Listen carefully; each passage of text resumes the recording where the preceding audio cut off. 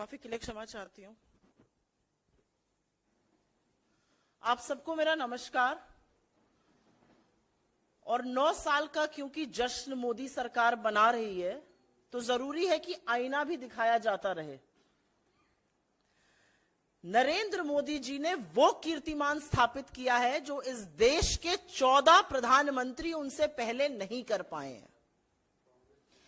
इस देश के 14 प्रधानमंत्रियों ने कुल मिलाकर मात्र 55 लाख करोड़ रुपए का कर्जा लिया। 67 साल में 14 प्रधानमंत्रियों ने कुल 55 लाख करोड़ का कब्जा लिया।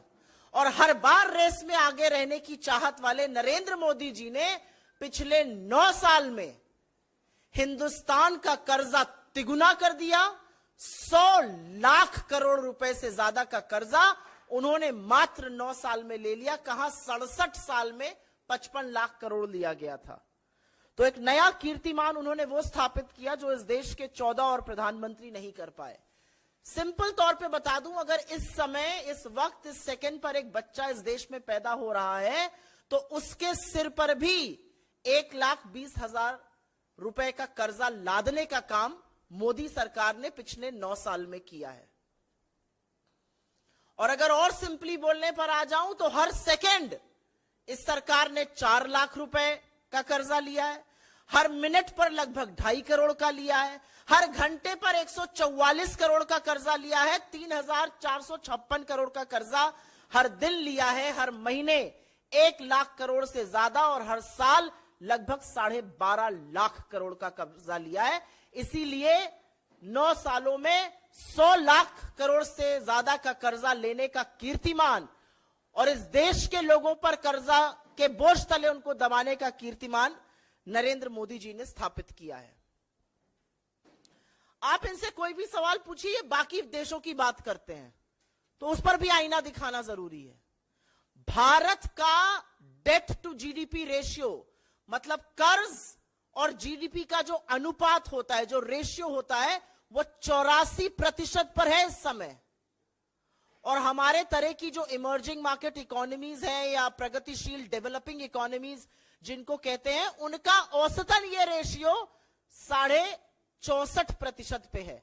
हमारा 84% पर है, उनका 64.5% पे है, 64.5% पर। एक समस्या और भी है, जब आपका ऋण 155 लाख करोड़ हो जाता है तो उस पर आपको ब्याज भी चुकाना पड़ता है। हर साल 11 लाख करोड़ तो सिर्फ ब्याज चुकाने में, मतलब इंटरेस्ट पेमेंट में दिया जा रहा है। 11 लाख करोड़। उससे कितने आईआईटीज, कितने एम्स बन सकते हैं, कितने लोगों का इलाज हो सकता है, कितने बच्चे कुपोषित होने से बच सकते हैं, कितनी मिड डे स्कीम्स चल सकती हैं, इसका अनुमान ही नहीं लगाया जा सकता है। 11 लाख करोड़ सिर्फ इस डेट की सर्विसिंग में, जिसको इंटरेस्ट पेमेंट कहते हैं, होता है। लेकिन एक बहुत भयावह चीज हो रही है। सीएजी की रिपोर्ट, यह हमारी रिपोर्ट नहीं है, यह सीएजी की रिपोर्ट है। और सीएजी की रिपोर्ट यह साफ तौर से कहती है कि 2020 में ही हमारी जो ऋण स्थिरता थी, जिसको डेट स्टेबिलिटी कहते हैं, वो नेगेटिव में जा चुकी थी। और तब डेट टू जीडीपी रेशियो, तब ऋण और जीडीपी का अनुपात मात्र 52% था। अब वो 84% है। तो हमारी डेट रीपेमेंट की, कर्जे को पाटने की क्षमता पर भी सवाल उठाया जा रहा है। यह भयावह स्थिति हो रही है। एक और बड़ा सवाल है, और यह बड़ा सवाल हम सबके मन में आना चाहिए, क्योंकि सरकार आपको खर्रे बताने लगती है। हां, हमने कर्जा लिया, हमने 80 करोड़ लोगों को फ्री का राशन दिया। इसका फायदा किसको हो रहा है? क्या इसका फायदा गरीब को हो रहा है? क्या इसका फायदा मध्यम वर्ग को हो रहा है? क्या इसका फायदा निम्न मध्यम वर्ग को, आम आदमी को, युवा को, स्टूडेंट को हो रहा है? आप सुनकर भौचक्के रह जाएंगे कि ये जो इतना बड़ा बड़ा कर्जा उठाया जा रहा है, हमें और आपको कर्जे के तले दबाया जा रहा है, इसका फायदा न गरीब को है, न मध्यम वर्ग को है। इसका फायदा सिर्फ और सिर्फ पूंजीपतियों को है। इस कर्जा लेने के दौरान 23 करोड़ लोग गरीबी की सीमा रेखा से नीचे चले गए। 83% लोगों की आय कम हुई। 11,000 से ज्यादा तो लघु मध्यम उद्योग जिनको एमएसएमई कहा जाता है वो पिछले साल ही बंद हो गए। लेकिन जो अरबपतियों की संख्या 2020 में 102 पर थी वो जरूर बढ़ के 166 पर पहुंच गई। तो इसका फायदा भी सिर्फ और सिर्फ धन्ना सेठों को, अमीरों को और मोदी जी के परम प्रिय मित्रों को हो रहा है। अब दूसरा सवाल उठता है, ठीक है उनको फायदा हो रहा है भाई, वो तो part of India growth story है। अगर मोदी जी की सुन लीजिए, हमारा आपका क्या योगदान है, हम कुछ नहीं करते हैं, वो 10% लोग बहुत कुछ करते हैं। लेकिन सत्य उससे विपरीत है, क्योंकि ना वो भारत की विकास दर में अपना योगदान दे रहे हैं, ना टैक्स दे रहे हैं उतना। टैक्स वसूली हमसे, आपसे, गरीबों से, निम्न मध्यम वर्ग से करी जा रही है, कर्जा हमारे ऊपर लादा जा रहा है और सारा का सारा लाभ पूंजीपतियों को मिल रहा है।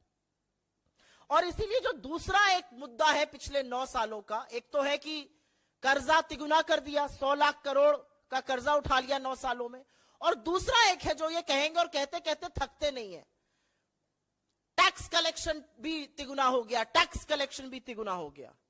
इससे ज्यादा वाहियात, इससे ज्यादा बड़ा कुतर्क और इससे ज्यादा नैतिक दिवालियापन का कोई और बयान और शर्मिंदगी का ये सरकार दे नहीं सकती है, क्योंकि इसकी भी असलियत सुन लीजिए, और ये असलियत सुननी और समझनी दोनों जरूरी है।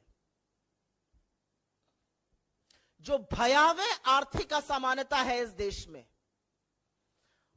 उसका नतीजा है कि जो सबसे निचला 50% इस देश का तबका है, अगर इस देश की आबादी को 2 हिस्सों में बांट दिया जाए, 50% अमीर और 50% सबसे निचला तबका, तो जो 50% सबसे निचला तबका है वो जीएसटी कलेक्शन का 64% पैसा दे रहा है। सबसे गरीब 50% जीएसटी का 2/3 से ज्यादा पैसा दे रहा है, 64%। मध्यम वर्ग 40% जीएसटी का पैसा दे रहा है। लेकिन क्या आप यह सुनकर बहुत चक्के रह जाएंगे कि जो 10% लोग जिनके हाथ में हिंदुस्तान के 80% संसाधन और संपत्ति है, वो मात्र 3 से 4% समूचे जीएसटी कलेक्शन का पैसा दे रहे हैं। सबसे गरीब 50% इस देश की जनता सारे जीएसटी का 64% दे रही है। उनके पास इस देश की मात्र 3% संपत्ति है, और जिन 10% की इस देश की 80% संपत्ति पर कब्जा करके बैठे हैं, वो मात्र 3% जीएसटी कलेक्शन का दे रहे हैं। क्योंकि एक बात साफ है, और ये पानी की तरह साफ है, कि आटा, दही, दवाई, पढ़ाई, इन सब पर जीएसटी लगाकर जो वसूली सरकार कर रही है, उसका खामियाजा तो गरीब आदमी को भुगतना पड़ रहा है, उसका खामियाजा तो मिडिल क्लास को भुगतना पड़ रहा है। धन्ना सेठ तो सब मस्त है, लेकिन सरकार सब कुछ जानते बूझते हुए भी सिर्फ और सिर्फ छुपाने पर तथ्यों को तुली हुई है। ये सारी चीजें कोई आइसोलेशन में नहीं हो रही हैं। इन सारी चीजों का अर्थव्यवस्था